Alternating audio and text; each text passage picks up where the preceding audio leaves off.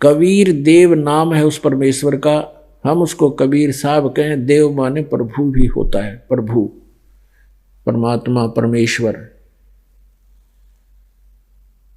वो ऊपर सतलोक में रहता है और वहां से गति करके वहां से चलकर आता है। जैसे बिजली की तरह आकाशीय बिजली गिरती है कहीं पर, तो वो किसी वस्तु को आधार बना के गिरती है। जैसे पहले कांसी धातु, कांसी धातु के बेले, थाली, कटोरे हुआ करते, जैसे आजकल स्टील के हो गए, पहले कांसी धातु के होते थे। और कांसी धातु पर आकाशीय बिजली विशेष अमूमन गिरा करती। जब वर्षा के दिनों में बाहर होता तो उससे उसका कनेक्शन बन जाता, उसको आधार बना के उस पर आके बिजली गिरी। तो ऐसे ही कहते हैं अपने जिन भक्तों के प्रति परमात्मा, अच्छी आत्माओं के प्रति परमात्मा का विशेष अट्रैक्शन होता है, उसी उन्हीं पर आकर वो परमात्मा बिजली की जैसी गति से उन्हीं पर आधार बनाकर उन्हीं को मिलते हैं और वहां से चलकर आते हैं।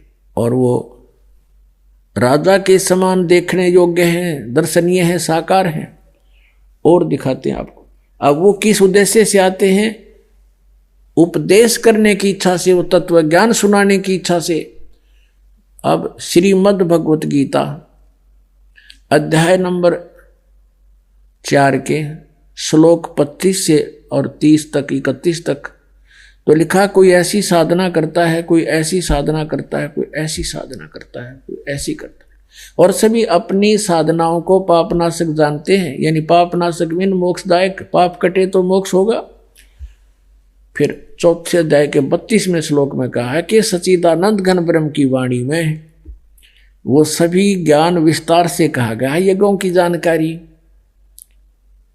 अब आपको श्रीमद् भगवत गीता दिखाते हैं। पुण्यात्माओं, आप एक पेट के लिए, एक रोजी रोटी के लिए अपने बच्चों को, बेटे और बेटियों को 14, 15, 16 वर्ष पढ़ाते हो, किस लिए? कि इसका गुजारा चल जा, रोजगार हो जा। पढ़ा दिया बच्चा, नौकरी लग गया, नौकरी लगते एक्सीडेंट में मृत्यु होगी, बता के हाथ लग गया हमारे। और ये है वो असली पढ़ाई जो बच्चों को हमने पढ़ानी चाहिए थी। आप आवे साथ में गेल बालकान लावे। और ये पुस्तक घर पे भी विद्यमान है, सीडी सबके पास उपलब्ध है, सीडी प्लेयर है, डीवीडी ले जा और बैठ कर 2 घंटे बच्चा के साथ बैठावे। अब देखो अमृत बरस रहा। तो इसी प्रकार आप जी ने ये मोक्ष कराना है, आप यहाँ विद्यार्थी बन गए। ये यहाँ पर वो रामायण सुनाने वाली कहानी को ना, यहाँ पर यथार्थ ज्ञान दिया जाता है, अमर कथा सुनाई जाती है। और ये जब तक आपके हृदय में नहीं समावेगी तब तक आप भक्ति नहीं कर सकते। श्रीमद् भगवत गीता अध्याय नंबर 2 के श्लोक नंबर 53 में कहा कि अर्जुन, जिस समय तेरी बुद्धि भिन्न भिन्न प्रकार के भ्रमित करने वाले ज्ञानों से हटकर एक परमात्मा के ऊपर, परमात्म तत्व के ज्ञान पर स्थिर हो जाएगी, तब तू योग को प्राप्त होगा, तब तो तू साधक बनेगा, तब तक तेरी भक्ति स्टार्ट होगी, तब तो तू योगी बनेगा। जब तक भगत बनेगा, भगत का अर्थ है फिर ब्लाइंड फेथ करके चलेगा उस मार्ग पर। तो सबसे पहले आपको भगत बनाना है। ये भिन्न भिन्न प्रकार के ज्ञानों से आपकी बुद्धि हटाकर तत्व ज्ञान पर स्थिर करनी है। इसके लिए इतना प्रयत्न करना पड़ रहा है दास को। पुण्यात्मा, ये सारा कुछ जो खेल मालिक ने किया है विज्ञान का और ये अक्षर ज्ञान का, आज विश्व के कोने कोने में बच्चा सब शिक्षित है। भारतवर्ष भी शिक्षित है, सभी 99 पॉइंट के आसपास सभी शिक्षित हो गए। का को बूढ़ा ठेरा रह गया, जमा कान्ना इतना सुनता हो, वो तो बेसिक है शिक्षित हो।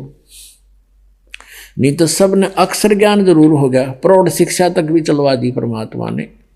और फिर ये इंस्ट्रूमेंट बनवा दिए। यदि ये इंस्ट्रूमेंट ना होते तो आपको हम कितना ही लिख कर देते पुस्तक में, आप नहीं समझ सकते और आपको अक्षर ज्ञान नहीं होता।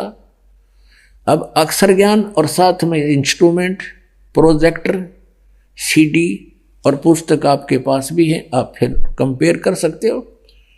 तो अब ऐसा जच जाएगा जैसे बिल्कुल फाइनल हो जाएगा कि कबीर इज गॉड और यही पूजा है। बस फिर तो हम भगत बन गए, और भगत बने बिना भक्ति हो नहीं।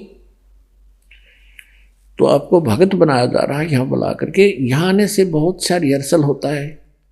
एक तो जैसे आप यहाँ आकर बैठ जाते हो किस प्रकार, क्योंकि आप हंस हो, पुण्यात्मा हो, नहीं तो इतने आदमी की तक इकट्ठे हो जाओ तो मस्तार दें सांझ तई, और एक एक हफ्ता तक इनमें बैठे रहें जैसे बिल्कुल देवता बैठे हों। क्यों गए का था तो नया नया हो, बेसिक थोड़ी बहुत उछल कूद कर दे बाकी, क्योंकि और फिर यहाँ कोई अट्रैक्शन नहीं, कोई गाना नहीं, बजाना नहीं, कोई विशेष और नहीं, और फिर भी आप यहाँ 3-3, 4-4 दिन बैठे रहते हो। तो ये भी आपको यहाँ शिक्षा दी जाती है कैसे रहना है, कोई अभाव है उसमें भी संतुष्टि करनी पड़ती है। तो इस तरह आपको भक्त बनाना है और यो ज्ञान सुनाना है। अब देखो श्रीमद् भगवद गीता, जयदयाल गोविंद का इसके अनुवादक है, अध्याय नंबर 4 श्रीमद् भगवद गीता, और ये यहां से शुरू होता 25वां। इसमें क्या लिखा कि दूसरे योगी जन अन्य, यानी अपरे माने अन्य, कुछ बहुत से योगी जन यानी साधक देवताओं के पूजन रूप यज्ञ का भली भांति अनुष्ठान किया करते हैं। यानी कुछ तो देवताओं की पूजा करते हैं, इसका सीधा अर्थ है, और अन्य अपरे माने अन्य ब्रह्म अग्नौ यानी ब्रह्म की पूजा करते हैं, इसका सीधा अर्थ ये समझ रहा, पर ब्रह्म नहीं, ब्रह्म यज्ञ के द्वारा ही आत्म रूप यज्ञ का हवन किया करते हैं। अन्य योगीजन, ये 26 है, चौथे जाएगा 26वां। अन्य योगीजन श्रोत्र आदि समस्त इंद्रियों को संयम रूप अग्नि में हवन किया करते हैं। दूसरे योगीजन शब्द आदि, यदि शब्द सप्रस रूप रसगंध इनके आधार से समस्त विषय इंद्रियों में हवन किया करते हैं। और दूसरे, ये 27 है, दूसरे योगीजन इंद्रियों की क्रियाओं को, प्राणों की समस्त क्रियाओं को ज्ञान से प्रकाशित आत्म संयम योग रूप अग्नि में हवन किया करते हैं। इसका अर्थ क्या है कि कुछ केवल अपने श्वासों को आता जाता देखते रहते हैं और इसी को मोक्ष मान